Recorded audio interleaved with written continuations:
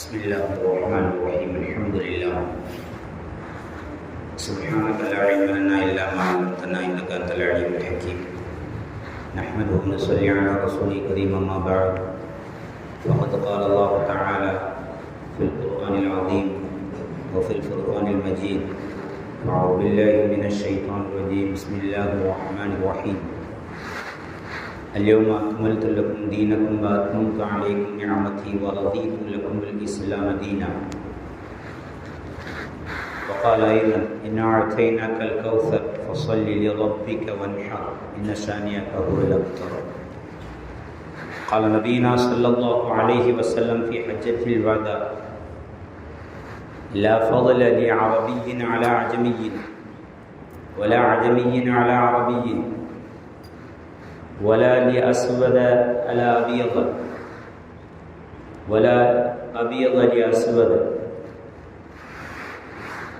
الناس من آدم وآدم من تراب كما قال عليه الصلاة والسلام புகழ் அனைத்தும் அல்லாஹ்வுக்கே உரித்தாகட்டும்.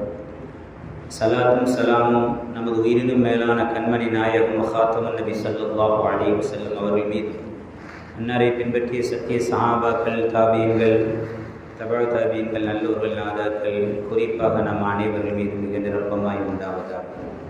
இறைவா, எதை எனக்கு கற்றுத் தந்தாயோ அதை தவிர வேறு எந்த ஞானமும் எனக்கில்லை என்பதை ஆரம்பமாக நினைவுபடுத்தியுள்ளார். கண்ணியத்திற்கும் மிகுந்த மரியாதைக்கும் உரிய ஜமாத்தார்களே, பெரியோர்களே, சகோதரர்களே, வாலிப நண்பர்களே, பாசத்துக்குரிய சிறார்களே, அல்லாஹ்வுடைய பேரருள் இந்த அருமையான வெள்ளிக்கிழமை ஜுமாவுடைய தினத்தன்று நம்மீதும் உலக மக்கள் அத்துணை நபர்கள் மீதும் நின்று நிலவட்டுமாக என்ற நல்ல பிரார்த்தனையோடு உங்கள் எல்லோருடைய துவாவையும் ஆதரவு வைக்கவனாக எனது ஜும்மாவுரை ஆரம்பம் செய்கின்றேன். அஸ்ஸலாமு அலைக்கும் வரஹ்மத்துல்லாஹி தஆலா வபரகாத்துஹு. கண்ணியமானவர்களே, இது ஹஜ்ஜுடைய காலம். இதோ ஹாஜிகள் எல்லாம் இன்று மினாவை நோக்கி சென்று கொண்டிருக்கக்கூடிய அற்புதமான காட்சி. நாளைய தினம் அரஃபா பெருவெளியிலே அவர்கள் எல்லாம் சங்கமித்து அல்லாஹ்விடத்திலே மன்றாட இருக்கிறார்கள்.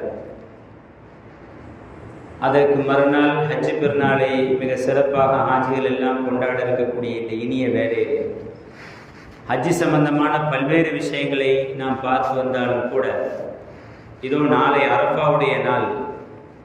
அந்த நாளில் நடந்த ஒரு அற்புதமான விஷயம், அதன் மூலமாக உலகத்திற்கும் இஸ்லாமியர்களுக்கும் கிடைக்க வேண்டிய படிப்பினைகளை நாம் இந்த நேரத்தில் பார்த்தோம் என்றால் மிக பொருத்தமாக இருக்கும் என்ற அடிப்படையில் ஹஸரத் பெருமானார் ஸல்லல்லாஹு அலைஹி வஸல்லம் அவர்கள் அரஃபாவுடைய தினத்தன்று மிக அற்புதமான ஒரு பேருரையை நிகழ்த்தினார்கள். நாம் வருடா வருடம் அந்த நாளிலே அந்த பேருரையுடைய விளக்கத்தை அறிந்து வந்தாலும் கூட ஒரு சில விஷயங்கள் நம்முடைய மனதிலே ஆழ பதிக்க வேண்டும் என்ற உயர்ந்த நோக்கத்தில் அடிக்கடி நம்முடைய ஈமானிய வலுவுக்காக அதை திரும்ப திரும்ப ஞாபகப்படுத்துவதிலே எந்த தவறும் கிடையாது. அந்த அடிப்படையில் அரஃபா பிரிவுகளிலே ஹஸரத் பெருமானார் ஸல்லல்லாஹு அலைஹி வஸல்லம் அவர்கள் தங்களுடைய நாக்கத்துல் கஸ்வா என்ற ஒட்டகத்தின் மீது அமர்ந்து ஜபலே ரஹ்மத்திலே இஸ்லாமியர்களை நோக்கி இல்லை உலகத்தை நோக்கி ஒரு அற்புதமான உரை நிகழ்த்தினார். மிக அற்புதமான உரை.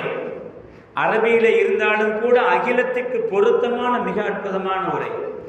அவருடைய சாராம்சத்தில் நான் 3 விஷயங்களை குறிப்பிடுவேன் கண்ணியமானவர். அதில் 2 நம்முடைய படிப்பினைக்காக, இன்னொன்று உலகத்தவருடைய படிப்பினைக்காக எங்கள் உத்தம நபி ஸல்லல்லாஹு அலைஹி வஸல்லம் அவர்கள் சொன்ன அற்புதமான பேருரை. இதோ அந்த காட்சி. சஹாபாக்கள் எல்லாம் அரஃபா பெரு மைதானத்திலே குழுமி இருக்கக்கூடிய அற்புதமான காட்சி. அந்த மலையை சுற்றி ஜபலே ரஹ்மத்தை சுற்றி அமர்ந்திருக்கிறார்கள். சிலர்கள் நின்று கொண்டிருக்கிறார்கள். சிலர்கள் பெருமானார் ஸல்லல்லாஹு அலைஹி வஸல்லம் அவர்கள் என்ன சொல்ல போகிறார்கள் என்ற ஆர்வத்தோடு நபியை பார்த்து கொண்டிருக்கிறார்கள். நாமும் கவனிக்கின்றோம். எங்கள் உயிரினும் மேலான கண்மணி நாயகம் ஸல்லல்லாஹு அலைஹி வஸல்லம் அவர்கள் தங்களுடைய ஒட்டகத்திலே அமர்ந்து கொண்டு, அந்த நேரத்திலே மைக்கு கிடையாது. கிட்டத்தட்ட 1,00,000க்கு மேற்பட்ட சஹாபாக்கள் இருக்கக்கூடிய அவை. ஒரு ரிவாயத்தில் 1,20,000 சஹாபாக்கள் என்று வருகிறது. இன்னொரு ரிவாயத்திலே 1,40,000 சஹாபாக்கள் கூடியிருக்கக்கூடிய அந்த அவையிலே அவர்கள் சொல்லக்கூடியது அத்துணை பேர்களுக்கும் கேட்க வேண்டும், அதை தாண்டி உலகத்திற்கும் செல்ல வேண்டும். அதனால் எங்கள் பெருமான் நபி ஸல்லல்லாஹு அலைஹி வஸல்லம் அவர்கள் அற்புதமான உரை நிகழ்த்தும் பொழுது ஆரம்பிப்பதற்கு முன்பாக யா ரபியா, ரபியாவை அழைக்கிறார்கள். சின்னஞ்சிறு பாலகர், இளம் வயது பாலகர். அவர் 18 வயதை அடைந்த அற்புதமான இளம் வயது பாலகர். ஆனால் முகப்பிர் சவுத், மிக அற்புதமான குரலுக்கு சொந்தக்காரர். அவர் சப்தமிட்டார் என்றால் கடைசி வரைக்கும் கேட்கும்.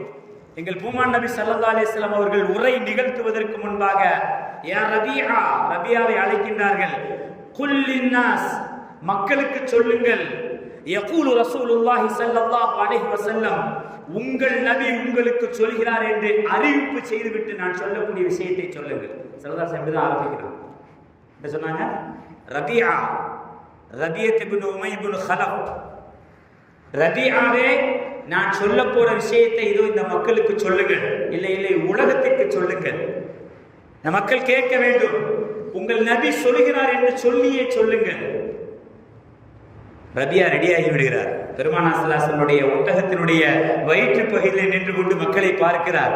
உயரமான இடம், அவர் சப்தமிட்டால் கேட்கும். ஸல்லல்லாஹு அலைஹி வஸல்லம் அவர்கள் ஆரம்பிக்கின்றார்கள்.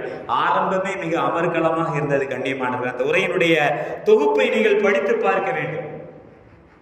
நமது கவனத்தை எங்கள் பெருமான் நபி ஸல்லல்லாஹு அலைஹி வஸல்லம் அவர்கள் எப்படி இழுக்கிறார்கள். என்ன அருமையான உரை! ஆரம்பிக்கும் பொழுது எப்படி தெரியுமா ஆரம்பித்தார்கள்? ரபியாவிடத்தை சொல்வார்கள், ரபியாவை நான் கேட்கக்கூடிய கேள்வியை மக்களிடத்தில் கேளுங்கள் என்று சொல்லிவிட்டு ஹல் ததரூன அய்யுபலதின் ஹாதா, பெருமானார் ஸல்லல்லாஹு அலைஹி வஸல்லம் இப்படித்தான் ஆரம்பிக்கிறார்கள். 1,20,000 சஹாபாக்கள் அமர்ந்திருக்கக்கூடிய அவை எல்லாருடைய கவனத்தையும் இழுக்கிறார்கள்.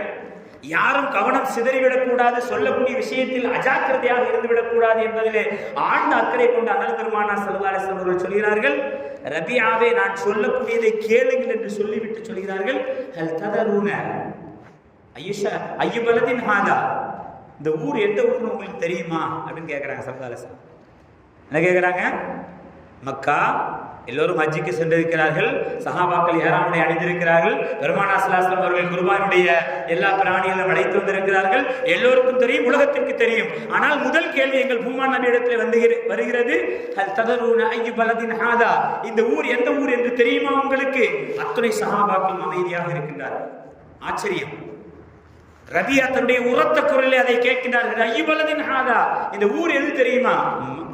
அப்படி ஒரு அமைதி, பரக்கத்தான அமைதி. ஸல்லல்லாஹு அலைஹி வஸல்லம் அவர்கள் அடுத்து தொடர்கிறார்கள், ஐயு ஷஹரின் ஹாதா, இது எந்த மாதம் என்று உங்களுக்கு தெரியுமா? பெருமானார் ஸல்லல்லாஹு அலைஹி வஸல்லம் கேட்கின்றார்கள். அற்புதமான அமைதி. எல்லோருடைய கவனமும் பெருமான் நபி மீது இருக்கிறது. ஏதோ ஒன்றை சொல்ல வருகிறார்கள், அதுவும் தெளிவாக பதிய வைக்கிறார்கள். நான் ஆரம்பத்திலே சொன்னேன், இந்த உரையினுடைய சாராம்சம் மிக அற்புதமான உரை. ஒவ்வொரு வரியும் தொகுத்து மக்களுக்கு மத்தியிலே கொண்டு செல்ல வேண்டும். நேரத்தின் அருமை கருதி மிக சுருக்கமாகவே நான் சொல்லுவேன். 2 விஷயம் இஸ்லாமியர்களுக்கு, ஒன்று உலகத்தவர்களுக்கு. முதல் விஷயம் ஆரம்பிக்கின்றார்கள், அல் ததரூன அய்யு பலதின் ஹாதா அய்யு ஷஹரின் ஹாதா. மூன்றாவதாக கேட்கின்றார்கள், அய்யு யௌமின் ஹாதா, இது எந்த நாள் என்று தெரியுமா? எல்லோரும் அமைதியாக இருக்கின்ற பொழுது ஸல்லல்லாஹு அலைஹி வஸல்லம் அவர்கள் எதிர்பார்க்கிறார்கள், உங்கள் வாயிலிருந்து அந்த பதில் வேண்டும் என்று. சஹாபாக்கள் பதில் சொல்கிறார்கள், ஹாதா பலதுல் ஹராம், இது கண்ணியமான பூமி, இது புனிதம் நிறைந்த பூமி, இது அற்புதமான ஊர். பெருமானார் ஸல்லல்லாஹு அலைஹி வஸல்லம் அவர்களுக்கு பதில் சொல்கிறார்கள், ஹாதா ஷஹ்ருல் ஹராம், இது கண்ணியமான மாதம், இது மிக அற்புதமான மாதம். பெருமானார் ஸல்லல்லாஹு அலைஹி வஸல்லம் அவர்களுக்கு சஹாபாக்கள் பதில் சொல்கிறார்கள். ஸல்லல்லாஹு அலைஹி வஸல்லம் கேட்டுக்கொண்டே இருக்கிறார்கள், ஹாதா பலதுல் ஹாதா யௌமுல் ஹராம், இது மிக அற்புதமான நாள். ஸல்லல்லாஹு அலைஹி வஸல்லம் பதில் சொல்லப்படுகிறது. என்ன கேள்வி கேட்டார்களோ அதற்கு சஹாபாக்கள் பதில் சொல்கிறார்கள். எந்த ஊர்? இது புனிதமான நகரம். எந்த மாதம்? இது மிக புனிதமான மாதம், துல்ஹஜ்ஜுடைய மாதம். எந்த நாள்? இது அற்புதமான, உலகத்தில் இப்படி ஒரு நாள் வராது என்று பல்வேறு ஹதீஸுகளில் சொல்லப்பட்ட அரஃபாவுடைய நாள். ஸல்லல்லாஹு அலைஹி வஸல்லம் எல்லாத்தையும் உள்வாங்கிக் கொண்டு அடுத்து சொல்கிறார்கள், பாருங்கள். கண்ணியமான என்னுடைய இஸ்லாமிய சகோதரர்கள், எனக்கும் சொல்லிக் கொள்வேன், உங்களுக்கும் சொல்லிக் கொள்வேன். இதோ நம்முடைய இடத்திலிருந்து உலக முஸ்லிம்களுக்கு நாங்கள் சொல்லிக் கொள்வோம். என் அருமையான வார்த்தை அடுத்து சொல்கிறார்கள் தெரியுமா?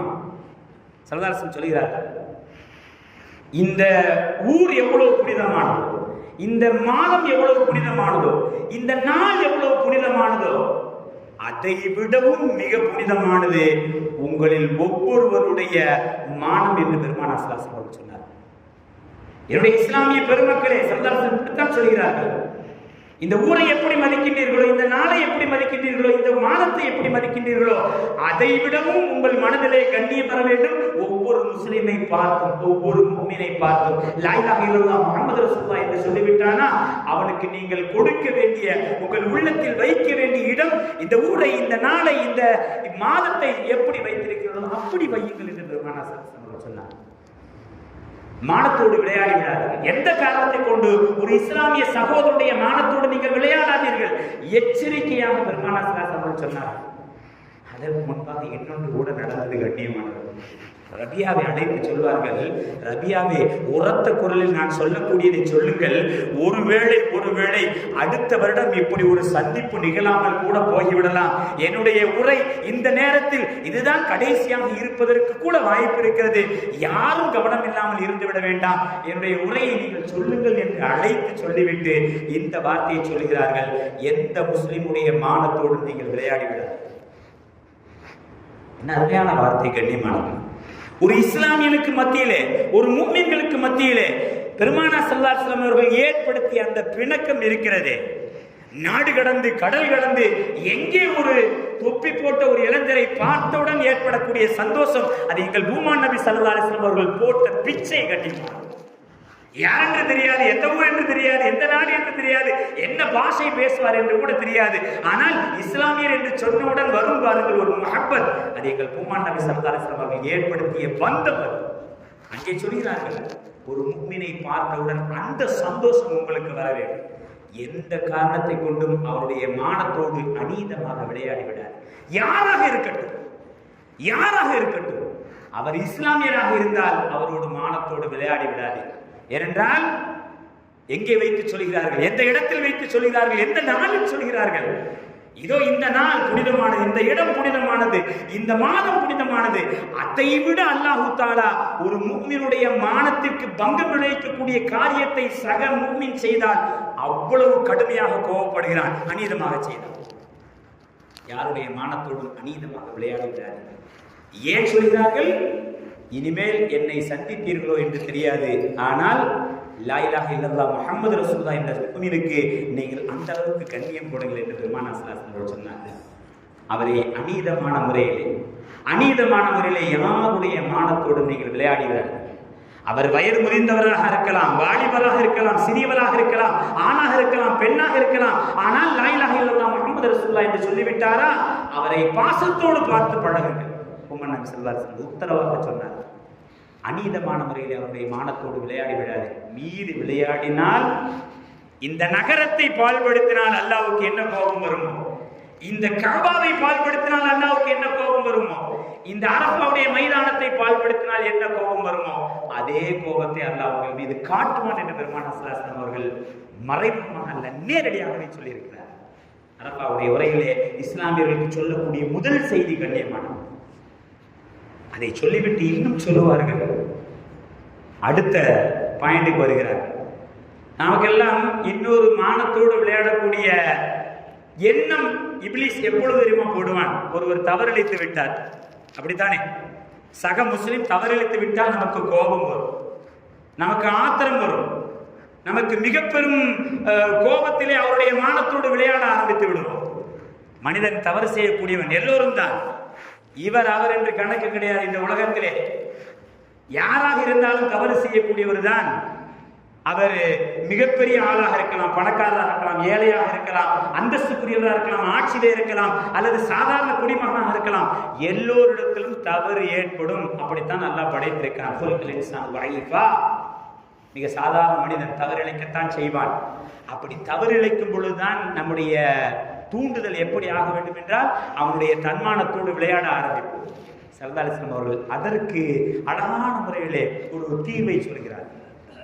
சக மனிதன் தவறு செய்து விட்டான், அது உன்னுடைய மனைவியோ மகனோ தாயோ தகப்பனோ உன்னுடைய சகோதரனோ உன்னுடைய அண்டை வீட்டானோ அல்லது சக இஸ்லாமியனோ தவறு செய்து விட்டால் உனக்கு கோபம் வரும். உனக்கு கோபம் வந்தால் அவனுடைய மானத்தோடு விளையாடக்கூடிய எல்லா காரியத்தையும் ஆரம்பித்து விடுகிறாய். அப்படி ஆரம்பிப்பதற்கு முன்பாக சற்று இந்த நாளை நினைத்து பார்த்துவிட்டு இன்னொரு விஷயத்தை பெருமானார் ஸல்லல்லாஹு அலைஹி வஸல்லம் சொல்கிறார். என்ன சொன்னார்கள் தெரியுமா? தவறிழைத்து விட்டான் என்பதற்காக நீங்கள் கோபப்படுகிறீர்கள், அப்படித்தானே? ஆனால் என்னுடைய துவாவை நீங்கள் கவனியுங்கள் என்று சொல்லிவிட்டு அல்லாஹ்விடத்திலே துவா செய்கிறார். யா அல்லாஹ், இந்த மண்ணிலே யாரெல்லாம் வந்து விடுகிறார்களோ அவர்களுடைய எல்லா பாவத்தையும் மன்னித்து விடு. எங்கே வைத்து கேட்கிறார்கள்? அரஃபா பெருவெளியிலே பெருமானார் ஸல்லல்லாஹு அலைஹி வஸல்லம் அவர்கள் சொன்னார்கள் அல்லவா, இங்கே கேட்கப்படக்கூடிய அத்துணை துவாவும் கபூலியத்துக்குரியது. எல்லா துவாவும் அல்லாஹ் ஏற்றுக்கொள்வான். சென்று வந்த ஹாஜிகளுக்கும் சரி, சென்றிருக்கக்கூடிய ஹாஜிகளுக்கும் சரி, அங்கே கேட்கக்கூடிய துவா கபூலாகும். நமக்கு மரணம் வராது கண்ணியமானவர். நிறைய அனுபவங்கள் இருக்கிறது. யார் என்ன கேட்கிறார்கள் ஹலாலாக இருக்கும் பட்சத்தில் அல்லாஹ் கபூலாக்கி தருவான். அதில் பெருமானார் ஸல்லல்லாஹு அலைஹி வஸல்லம் அவர்கள் சொல்கிறார்கள், நான் அரஃபா பெருவெளியிலே அல்லாஹ்விடத்தில் இப்படி ஒரு துவா செய்தேன், யா அல்லாஹ் இங்கே வந்திருக்கக்கூடிய அத்துணை மக்களுடைய பாவத்தையும் மன்னித்து விடு. அல்லாஹ் பதில் சொன்னான், எல்லா பாவத்தையும் மன்னிக்க யார் ரசூலுல்லாஹ் நீங்கள் கேட்கிறீர்கள், எனக்கும் ஆசைதான். ஆனால் சக மனிதனுக்கு மத்தியிலே அநீதம் செய்தால் அந்த பாவத்தை நான் எப்படி மன்னிக்க முடியும்? தொழுகவில்லை மன்னித்து விடுவேன், நோன்பு நோக்கவில்லை மன்னித்து விடுவேன், ஹஜ் செய்யவில்லை மன்னித்து விடுவேன், ஜக்காத்து கொடுக்கவில்லை மன்னித்து விடுவேன், இதெல்லாம் என்னோடு சம்பந்தப்பட்டது. ஆனால் சக மனிதனை அநீதமான முறையிலே அவனுக்கு அநீதம் இழைத்திருந்தால், அவனுடைய சொத்தை அபகரித்திருந்தால், அவனை அடித்திருந்தால், அவனை திட்டிருந்தால், அவனை காயப்படுத்தியிருந்தால் அவன் மன்னிக்காதவரை நான் எப்படி மன்னிக்க முடியும்? அது முடியாது யார சொல்லலாம் என்று அல்லாஹ் பதில் சொன்னான். பெருமானார் ஸல்லல்லாஹு அலைஹி வஸல்லம் சொல்லுவார், நபியுடைய முகம் சற்று வாடிவிட்டது. அரஃபா பெருவெளியிலே எதை கேட்டாலும் தருவேன் என்று வாக்களித்த இறைவா, நான் கேட்டதற்கு இப்படி ஒரு பதிலை சொல்லிவிட்டாயே, என்ன செய்ய போகிறேன்? நியாயம்தானே? அல்லாஹ் சொல்வதிலும் ஒரு அர்த்தம் இருக்கத்தானே செய்கிறது. அவனோடு சம்பந்தப்பட்ட அத்துணை பாவங்களை மன்னித்து விடுவேன். அல்லாஹ் சொன்னான், செய்கிறான். நாம் தொழுகாமல் இருந்திருக்கலாம், ஹஜ் செய்யாமல் இருந்திருக்கலாம், நோன்பு நோக்காமல் இருந்திருக்கலாம், ஜக்காத்து கொடுக்காமல் இருந்திருக்கலாம், இல்லை சோம்பேறித்தனமாக குர்ஆன் ஓதாமல் கூட இருந்திருக்கலாம். அத்துணையும் மன்னித்து விடுவேன் அரஃபா பெருவெளிக்கு வந்து விட்டார். அல்லாஹ் சொல்கிறான். ஆனால் சக மனிதனுக்கு செய்த அநியாயத்தை அவர் மன்னிக்காதவரை என்னால் ஒன்றும் செய்ய முடியாது என்று சொன்னவுடன் ஹஜ்ரத் பெருமானார் ஸல்லல்லாஹு அலைஹி வஸல்லம் விடவில்லை. நான் எதற்காக இதை சொல்கிறேன் என்றால், முதல் பாயிண்டில் பெருமானார் ஸல்லல்லாஹு அலைஹி வஸல்லம் சொன்னார்கள் அல்லவா, சக மனிதனுடைய மானத்தோடு விளையாடினீர்கள். எப்பொழுது விளையாடினீர்கள்? அவர் தவறு செய்து விட்டால் உங்களுக்கு அந்த விளையாட்டை துவங்க வேண்டிய ஒரு சூழல் ஏற்படும். அப்படித்தானே? நீங்கள் பிடிக்க ஆரம்பிப்பீர்கள். அப்படி பிடிப்பதற்கு முன்பாக நான் கேட்ட துவாவை ஞாபகம் வைத்துக் கொள்ளுங்கள் என்று சொல்லிவிட்டு சொல்கிறார்கள். அரஃபாவிலே இப்படி ஒரு துவா கேட்டவுடன் அல்லாஹ் இப்படி ஒரு பதிலை சொல்லிவிட்டான். நான் மிகுந்த வருத்தத்தில் இருந்தேன். ஆனால் அரஃபாவுக்கு பின்னால் முஸ்தலிஃபாவை நோக்கி மக்கள் எல்லாம் சொல்வார்கள், ஹாஜிகள் எல்லாம் சொல்வார்கள். அப்படித்தானே? முஸ்தலிஃபாவுக்கு சென்று அல்லாஹ்விடத்தில் நான் இப்படி ஒரு கோரிக்கை வைத்தேன். ஆதாரபூர்வமான ஹதீஸில் இடம்பெற்றிருக்கக்கூடிய செய்தி கண்ணியமானவர்களே, உங்களுக்கும் சொல்லிக்கொள்வேன், எனக்கும் சொல்லிக்கொள்வேன், உலக முஸ்லிம்களுக்கும் சொல்லிக்கொள்வேன். யா அல்லாஹ், நீ பெரும் கருணையாளர், நீ பெரும் கருணையாளர். யார் அப்படி ஒரு அநீதம் செய்திருக்கிறார்களோ அவர் ஒரு கால் இந்த உலகத்திற்கு, இந்த பூமிக்கு வந்து விட்டால், இந்த அரஃபா மைதானத்திற்கு வந்து விட்டால் அவரை உன்னுடைய பெரும் கருணையினால் மன்னித்து விடு. அவர் யாருக்கு அநீதம் இழைத்திருக்கிறார்? ஒருவரை அநீதம் இழைத்திருக்கலாம், அப்படித்தானே? யாரோ ஒருவரை அடித்திருக்கலாம், யாரோடைய சொத்தை அபகரித்திருக்கலாம், ஏதோ ஒரு மனக்கசப்பிலே பேசி இருக்கலாம். அந்த அநீதம் இழைக்கப்பட்டவருக்கு உன்புறத்திலிருந்து நீ ஏதாவது உன்னுடைய கருணையை காட்டி இவரை நீ மன்னித்து விடு யா அல்லாஹ் என்று நான் முஸ்தலிஃபாவிலே துவா கேட்டேன். பெருமானார் ஸல்லல்லாஹு அலைஹி வஸல்லம் சொல்கிறார், அல்லாஹ் அந்த துவாவை கபூல் செய்து கொண்டான். அருமையான பாக்கியம். சஹீஹான ஹதீஸ்ல வரக்கூடிய செய்தி கண்ணியமான, அநீதம் இழைத்தவன் இந்த பூமிக்கு வந்து விட்டால், ஹஜ்ஜுக்காக வந்து விட்டால், ஏதோ தவறு செய்து விட்டான், அவனை நீ உன்னுடைய பெரும் கருணையினால் மன்னித்து விடு. அநீதம் இழைக்கப்பட்டவனுக்கு உன்னுடைய கருணையை நீ காட்டிவிடு யா அல்லாஹ். ஆனால் இங்கே வந்ததற்கு பின்னாலும் மன்னிக்காமல் விட்டு விடாதே என்று பெருமானார் ஸல்லல்லாஹு அலைஹி வஸல்லம் அவர்கள் மீண்டும் கரம் ஏந்திய பொழுது அரஃபாவிலே மறுக்கப்பட்ட அவர்களுடைய கரம் முஸ்தலிஃபாவிலே ஒத்துக்கொள்ளப்பட்டது. ஆதாரபூர்வமான ஹதீஸ். இந்த இடத்துல நான் நிறுத்துவேன் கண்ணியமானது. எதை கற்றுத் தருகிறார்கள் எங்கள் பூமான் நபி ஸல்லல்லாஹு அலைஹி வஸல்லம் அவர்கள்? இந்த உலகத்தில் எல்லோரும் தவறிழைக்கக்கூடியவர்கள் தான். ஆனால் தவறிழைத்த காரணத்தினால் அவரோட தன்மானத்தோடு யாரும் விளையாடுவதற்கு பெருமானார் ஸல்லல்லாஹு அலைஹி வஸல்லம் அனுமதிக்கவில்லை. கண்ணியமானது. அல்லாஹ் பெரும் கிருபையாளன். அப்படித்தானே? நீங்கள் செய்த எல்லா பாவத்தையும் அல்லாஹ் மன்னிக்கின்ற பொழுது, அதனால தான் இப்படி சொன்னார்கள், யார் ஒருவர் சக முஃமினுடைய அந்த குறையை, அந்த தவறை மன்னித்து மறைக்கிறார்களோ, நாளை பெரும்படியான கியாமத் நாளிலே, அந்த நாளில் அவருடைய தவறுக்காக என்ன தண்டனை கிடைக்கப் போகிறதோ என்று தவித்துக் கொண்டிருக்கக்கூடிய வேளையிலே அல்லாஹ் அவரை அழைத்து சொல்வானாம், தனிப்பட்ட முறையில் நீ இந்த தவறை இந்த நேரத்தில் இப்படி செய்தாய், ஆனால் உனக்கு தண்டனை கிடையாது. ஏன் தெரியுமா? அதை நான் மன்னித்து விட்டேன். உலகத்தில் உன்னுடைய சக முஸ்லிம் இந்த தவறை இப்படி செய்கின்ற பொழுது பிறருக்கு தெரியாமல் மறைத்த காரணத்தினால் நான் மறைத்து உன்னை மன்னித்து விட்டேன் என்று பெருமானார் ஸல்லல்லாஹு அலைஹி வஸல்லம் சொல்லி நம்மை தூண்டுகிறார்கள். சக முஸ்லிமோடு, நம்முடைய குடும்பத்தார்களோடு, நம்முடைய மனைவி மக்களோடு, நம்முடைய அண்டையாளர்களோடு முடிந்தவரை சகோதரத்தோடு வாழ பழகிக் கொள்ளுங்கள். கருணையாளர் உங்களுக்கு போதுமானது என்று பெருமானார் ஸல்லல்லாஹு அலைஹி வஸல்லம் முடிக்கிறார். அல்லாஹ் நசீபாக்குவான். அருமையான வார்த்தை இது. பெருமானார் ஸல்லல்லாஹு அலைஹி வஸல்லம் அவர்கள் அந்த பெரும்பலியிலே சொன்ன வார்த்தை. என்ன வார்த்தையை கொண்டு ஆரம்பிக்கிறார்கள்? இனி என்னை சந்திக்க முடியாது ரபியாவே, யாரும் கேட்காமல் இருந்து விடக்கூடாது, எல்லோருக்கும் அறிவித்து விடுங்கள். முகப்பிர் சௌத்து, தன்னுடைய உயர்ந்த குரலிலே பெருமானார் ஸல்லல்லாஹு அலைஹி வஸல்லம் சொன்ன அத்தனை விஷயத்தையும் ரபியா அழகாக சொன்னார். ஹதீஸில் வரக்கூடிய செய்தி கண்ணியமான, இது அரஃபாவுடைய பேருரை. இதோ நாளை அரஃபாவுடைய நாள். இந்த நாள் நமக்கு சொல்லக்கூடிய செய்தி அதுதான். ஒவ்வொரு வருடமும் ஹஜ்ஜுடைய நாட்கள் வரும் பொழுதெல்லாம் நாம் ஞாபகம் வைக்க வேண்டியது, குறைந்தபட்சம் நம்முடைய ஈமானிய வலுவுக்காக திரும்ப திரும்ப நாம் ஞாபகம் வைக்க வேண்டியது ஒன்றே ஒன்றுதான். என்னை சுற்றி இருக்கக்கூடியவர்கள் ஏதாவது தவறு செய்து விட்டால் பொறுக்க முடியாது, தாங்க முடியாது.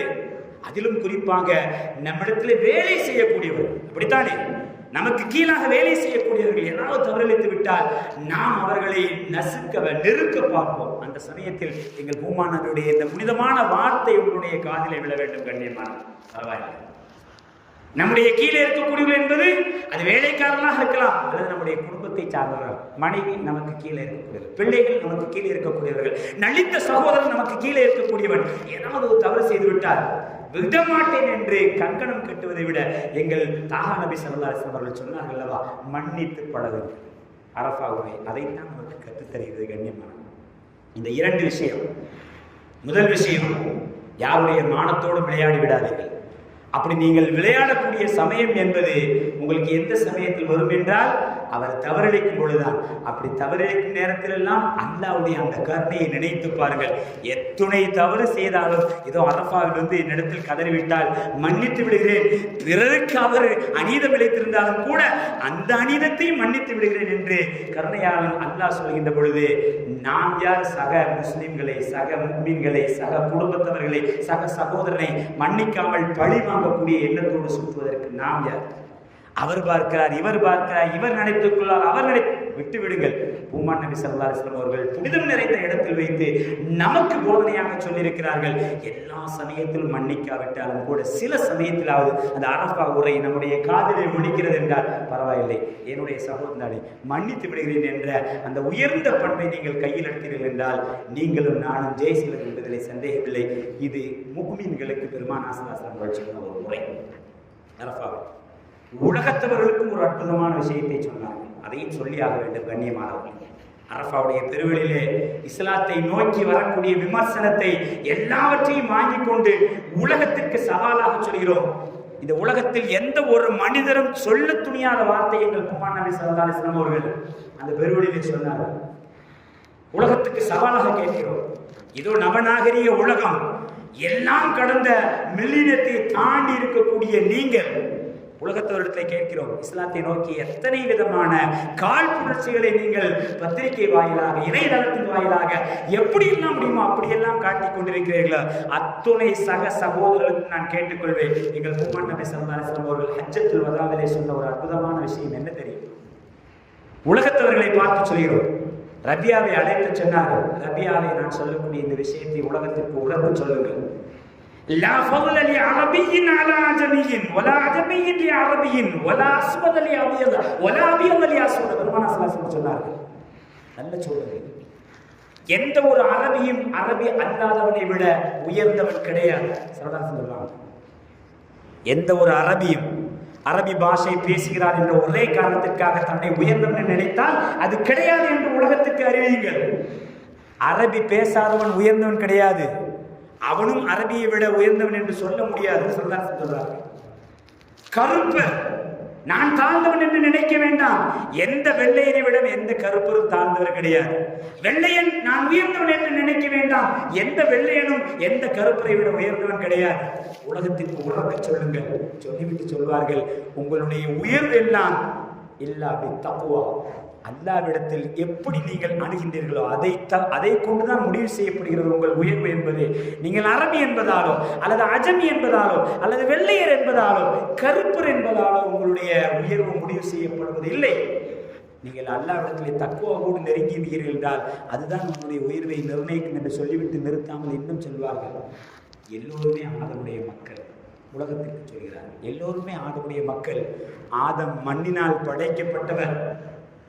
எனவே நீங்கள் எல்லோரும் பிறப்பால் சமம். இந்த அறிவிப்பை 1400 ஆண்டுகளுக்கு முன்பாக, அதுவும் தன் சொந்த நாட்டில் சொந்த இடத்தில் சொந்த மக்களுக்கு மத்தியில் அத்துணை அரபிகள் 1,44,000 அரபிகள் சூழ இருக்கக்கூடிய அந்த கூட்டத்தில், இன்னொரு ரிவாயத்தில் 1,24,000 அரபிகள் இருக்கக்கூடிய அந்த இடத்தில் பெருமானார் ஸல்லல்லாஹு அலைஹி வஸல்லம் டிக்ளேர் செய்து சொல்கிறார்கள் என்றால் உலகத்திற்கு நாங்கள் சொல்லிக் கொள்வோம். எங்கள் பெருமானார் நபி ஸல்லல்லாஹு அலைஹி வஸல்லம் மிக அற்புதமான உரை என்ன சொன்னார்கள்?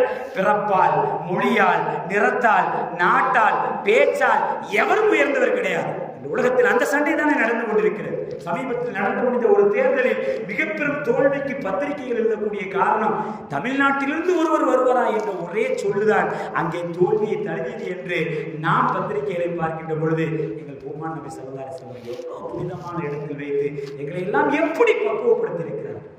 இஸ்லாத்தை நோக்கி எந்த சேற்றையும் எந்த தூற்றையும் உங்களால் சொல்ல முடியாது. இந்த மாதிரி ஒரு தலைவன் சொன்னதாக உலகத்தில் எந்த தலைவனையும் காட்ட முடியாது.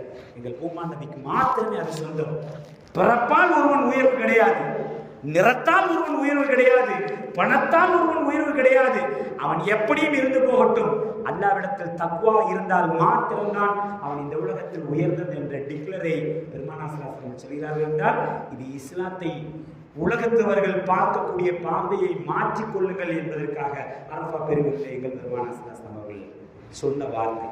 அப்படிப்பட்ட பாரம்பரியத்திற்கு சொந்தமான நாம், அந்த பெரிய இஸ்லாத்திலே வந்த நாம், பெருமானார் ஸல்லல்லாஹு அலைஹி வஸல்லம் அவர்கள் உலகத்தவர்களுக்கு நம்மை எல்லாம் மிக சாதாரணமாக காட்டியிருந்தாலும் கூட நமக்கு மத்தியில் எப்படி இருக்க வேண்டும் என்ற அந்த இரட்டை வார்த்தை சக முஸ்லிமுடைய மானத்தோடு நீங்கள் எந்த காலத்திலும் விளையாடி விடாதீர்கள். அநீதமான முறையில், நியாயமான முறையில் சிலர்களை தண்டிக்கலாம், அது கூட ஒரு லாஜிக் இருக்கிறது. ஆனால் இன்றைய காலகட்டத்திலே அநீதமான முறையிலே சக முஸ்லிமை, சக குடும்பத்தவர்களை, சக மனைவியை, சக பிள்ளைகளை, சக தகப்பனை, சக பெற்றோர்களை அவமதிக்கக்கூடிய ஒரு காட்சி ஆங்காங்கே நடந்து கொண்டுதான் இருக்கிறது.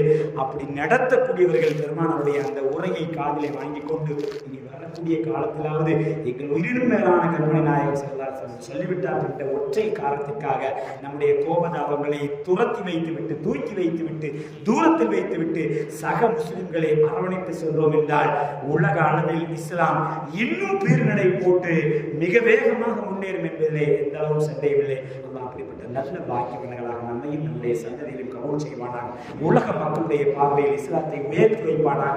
கண்ணியத்தையும் கௌரவத்தையும் நாம் கொடுப்பதோடு இஸ்லாத்திற்கு கண்ணியத்தையும் கௌரவத்தையும் அல்லாஹ் தஆலா எல்லா புறத்திலிருந்து மறச் செய்வானாக. நல்ல துஆவோடு உங்கள் எல்லோருடைய துஆவை சொல்லிட்டேன்.